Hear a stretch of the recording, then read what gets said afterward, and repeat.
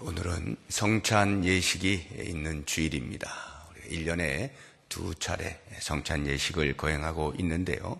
이 성찬이 가지는 의미는 예수님께서 우리를 위해서 십자가에서 죽으시고 3일 만에 부활하신 것 기억을 하면서 그것을 기념하여 지키는 것이 성찬 예식입니다. 그래서 이 예식을 통해서 그리스도와 내가, 그리스도와 우리가 연합되었다라고 하는 사실을 기억하고 주님과 영적인 교통을 나누는 시간이 이 성찬의 시간이 되겠습니다.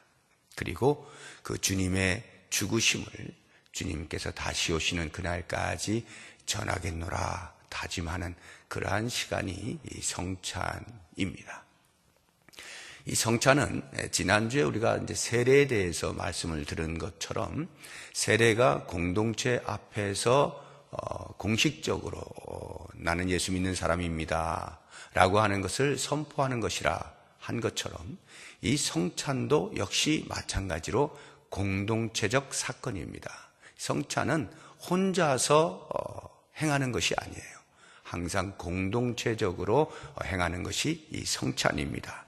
그렇기 때문에 그 공동체 안에서 성찬을 행하면서 우리는 주님께서 우리에게 보여주신 모범, 그것을 따라 우리도 서로 사랑하면서 살겠습니다 라고 하는 이러한 실천적 의미가 담겨 있어요. 그래서 오늘은 본문에서 우리에게 주고 있는 그 공동체 안에서 예수님께서 우리에게 보여주신 모범이 무엇이고 그 모범을 따라 사는 것이 어떠한 삶이다라고 하는 것을 가르쳐준 이 사도 바울의 교훈을 가지고 이 성찬 예식을 대하기 전에 먼저 우리가 공동체 안에서 얼마나 우리가 주님을 본받으며 사는가라고 하는 것에 대한 도전을 받고 교훈을 받고 그리고 성찬 예식에 참여하도록 하겠습니다. 주님께서 우리에게 보여주시는 모범이라고 하는 것 많이 있습니다만 오늘 본문 안에서 우리가 한 2가지 정도를 생각을 해보려고 하는데 그 첫 번째는 강한 자가 약한 자의 약점을 감당하는 것입니다.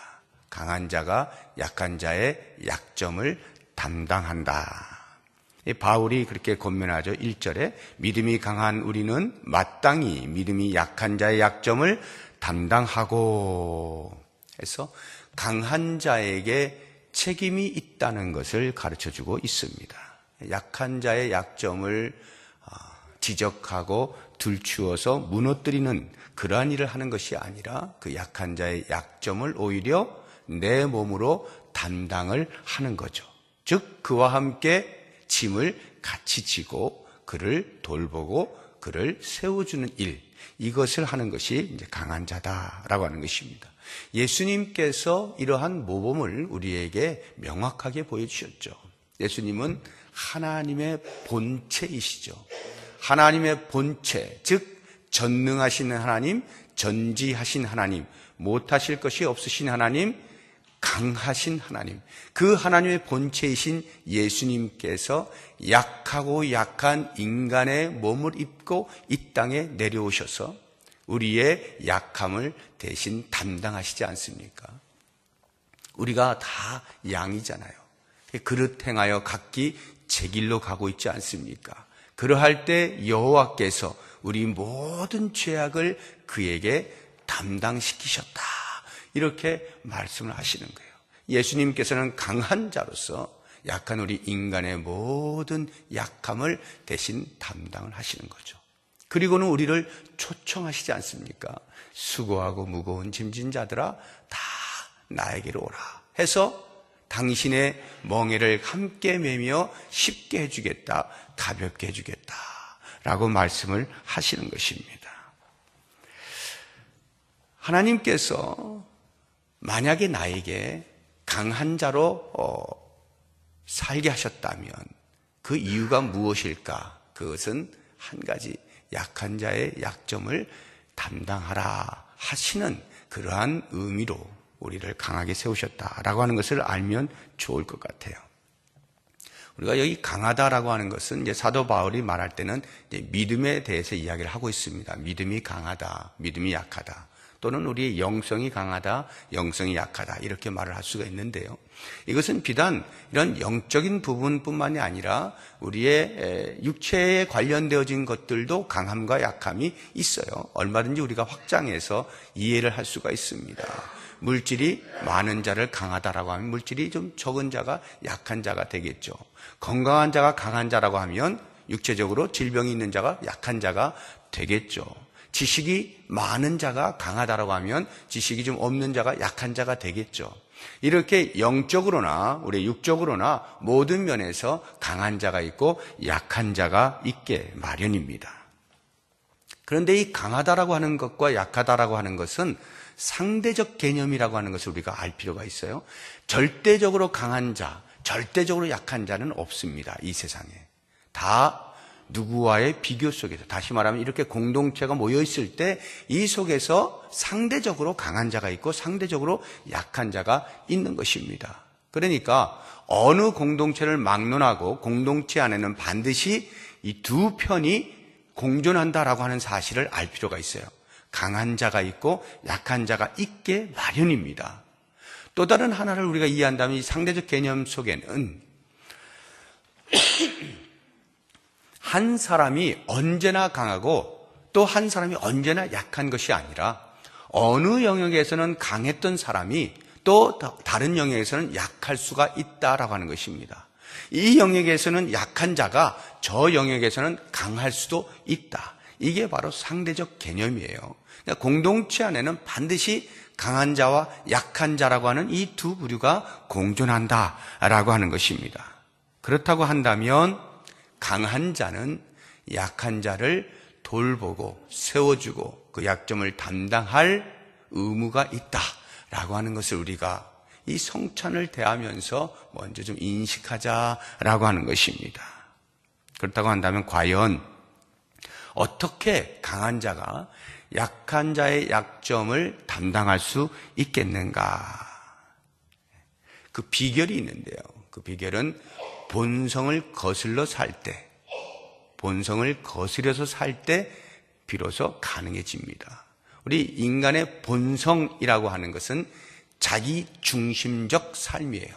언제나 나를 중심하여서 살게 되어 있습니다. 그러니까 내가 나를 기쁘게 하는 것에 관심이 있게 마련이에요. 그래서 오늘 본문 15장 1절 뒷부분도 보면 자기를 기쁘게 하지 아니할 것이라 라고 말하는 이 말씀을 보면 우리는 본성대로 살면 자연스럽게 나를 기쁘게 하는 삶을 살아가게 된다 이 말이죠.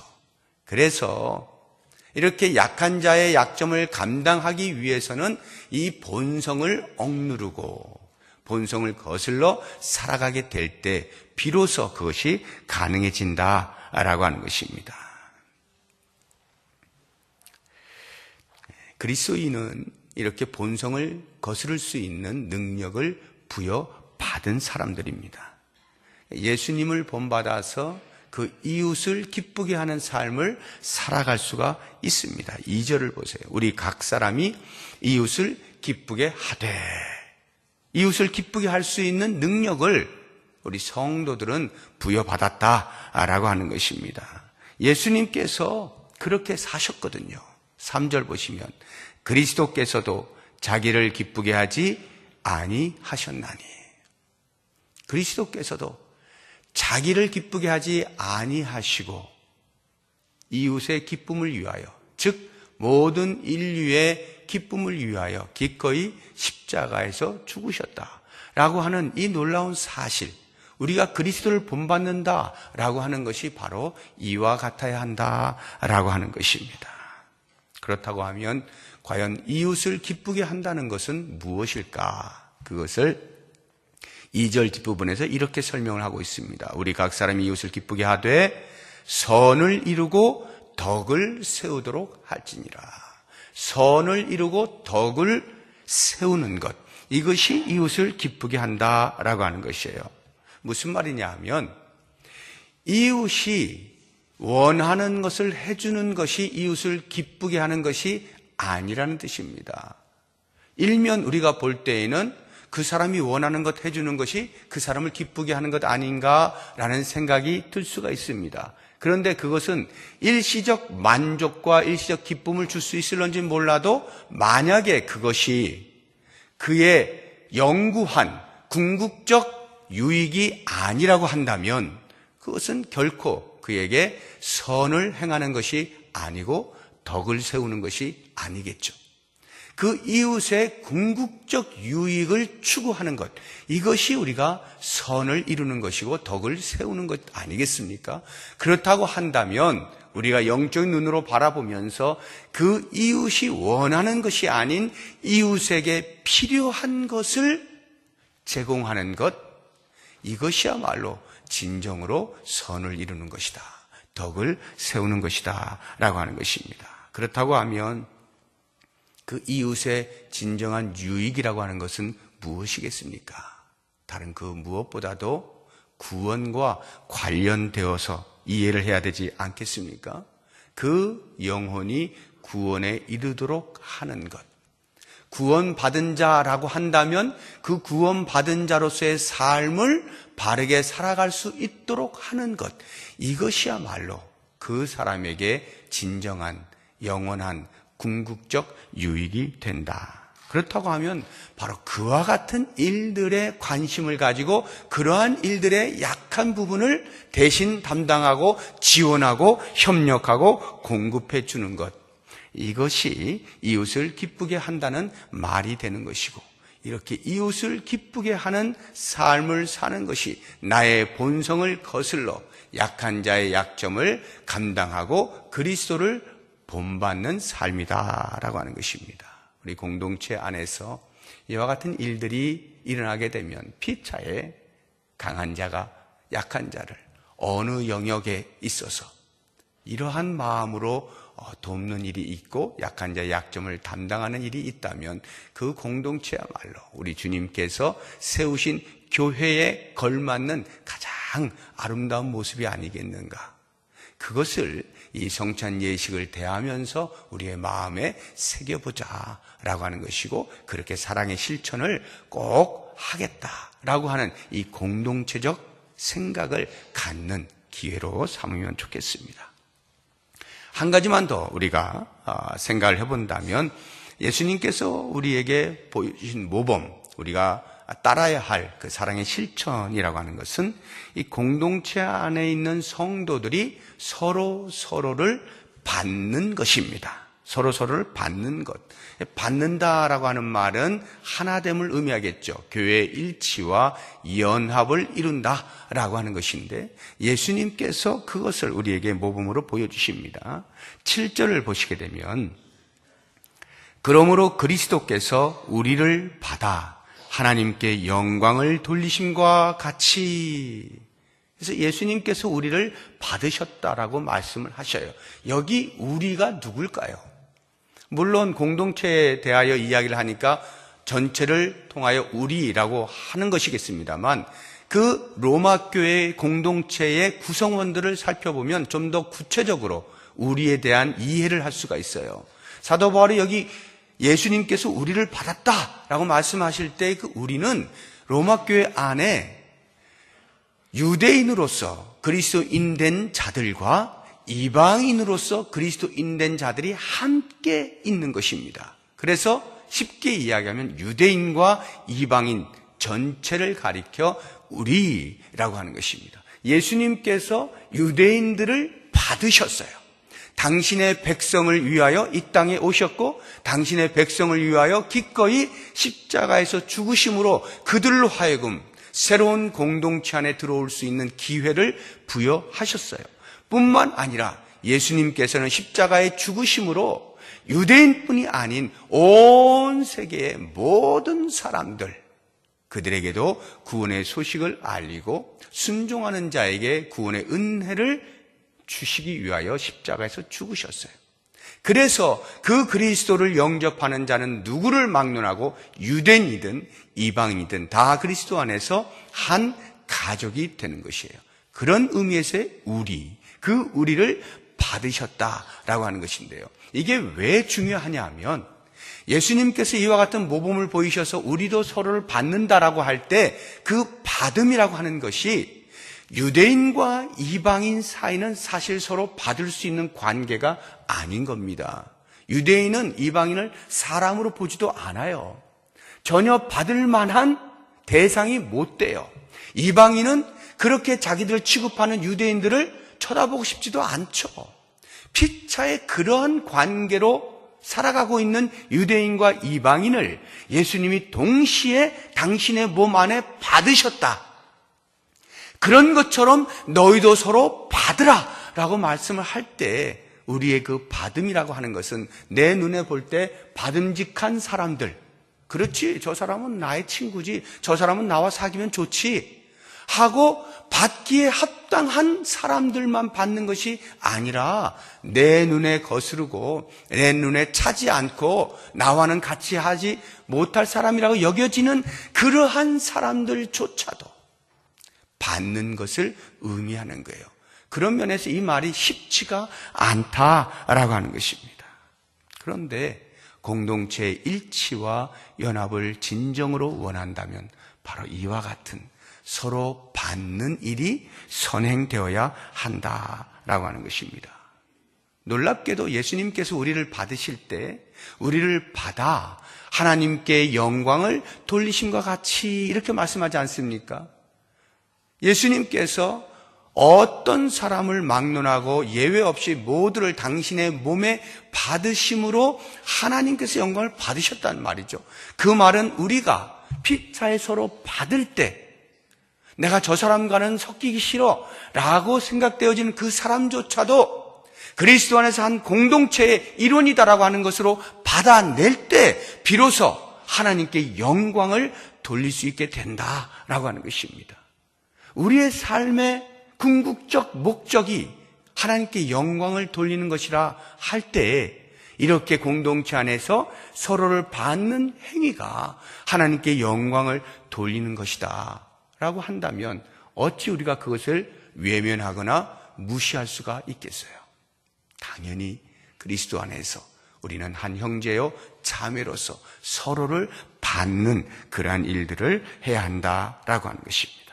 만약에 교회 안에 불일치가 있고 반목이 있고 다툼이 있고 편가름이 있고 분열이 있다면 그것은 예수님께서 우리를 위하여 십자가에서 당신의 살을 다 찢김당하시고 당신의 피를 다 쏟아내신 그 엄청난 사건이 무의미하게 되어지는 것이고 가치 없는 것이 되도록 만드는 것이 됩니다. 주님께서 온 인류를 위하여 행하신, 아니 나를 위하여 행하신 그 십자가의 엄청난 사건이 내 공동체 안에 있는 다른 형제를 받아내지 못하는 것을 통하여 무의미하게 만들어버리는 거예요. 무가치하게 만들어버리는 거예요. 망령되게 행하는 것이 된다라고 한다면 이것이 얼마나 중요한 것인가라고 하는 것을 깊이 인식할 필요가 있는 것입니다. 그런 면에서 우리는 성찬에 대할 때마다 주님께서 우리에게 모범으로 보여주신 모두를 받아내는 이 일, 이것을 나도 그렇게 해야 되겠다. 내 옆에 있는 형제, 내 옆에 있는 자매, 내가 지금까지는 거들떠 보지도 않았고 신경 쓰지도 않았고 그 사람은 그 사람들의 삶이고 나는 나들의 삶이고 이렇게 했다면 이제는 내 마음속에서 주님을 본받아 내 주변의 사람들을 받아내는 그러한 각오와 다짐이 있어야 되는 거예요. 이러한 일을 하게 되어질 때에 꼭 필요한 게 있어요. 그게 인내와 위로라고 하는 것입니다. 5절을 보십시오. 이제 인내와 위로의 하나님이라고 말씀하지 않습니까? 이러한 교회 일치와 연합을 위해서 왜 인내와 위로가 필요할까요? 그 일치가 쉽지 않다는 뜻이죠. 참는 일이 많이 있어야 된다는 거예요. 눈에 불이 나는 일들이 많이 일어나는 거예요. 일치하지 않는 일들이, 다툼과 반목이 너무도 많은 거예요. 그러니까 오래 참지 않으면 안 되는 것입니다. 꼭 참아야 돼요. 주님께서 오래 참아서 우리를 받아내신 것처럼 우리도 피차에 오래 참음으로 그렇게 받아낼 수 있어야 돼요. 그런데 그것이 시간이 흐르면 흐를수록 사람인지라 지치지 않습니까? 힘들잖아요. 그럴 때 위로가 필요한 거죠. 주님께 주시는 위로함으로 다시 한번 자신을 추스리면서 그렇게 살아내는 힘을 공급받아야 하는 것이죠. 우리가 이렇게 공동체 안에서 주님께서 보여주신 그 놀라운 받으심의 모범을 따라서 함께 받는 삶을 살아갈 때 교회는 저절로 일치가, 연합이 이루어지는 것을 보게 되어질 것이고, 그것이 우리 주님을 얼마나 기쁘시게 할 것인가를 상상해 보십시오. 세상에 대하여 우리가 드러낼 것이 무엇이 있습니까? 교회가 바로 이렇습니다 라고 하는 바로 이 일치와 연합을 보여줄 때 거기에 놀라운 구원의 호기심이 그들에게 발생하지 않겠어요? 그러면서 그들로 하여금 그 구원에 접할 수 있는 기회가 제공이 된다는 것 기억을 하시면서 오늘 이제 성찬에 우리가 임할 때에 이렇게 주님께서 우리에게 보여주신 귀한 모범을 따라서 우리 공동체 안에서 서로를 받아내기로 작정하고 약한 자의 약점을 담당하기로 작정하는 귀한 시간 되시기를 바랍니다. 기도하겠습니다. 하나님 아버지, 주의 말씀을 따라서 우리의 마음을 추스리고 그 말씀의 교훈을 가슴에 새기면서 성찬 예식에 참여하고자 합니다. 주여 우리와 함께하여 주옵소서. 예수님의 이름으로 기도드립니다. 아멘.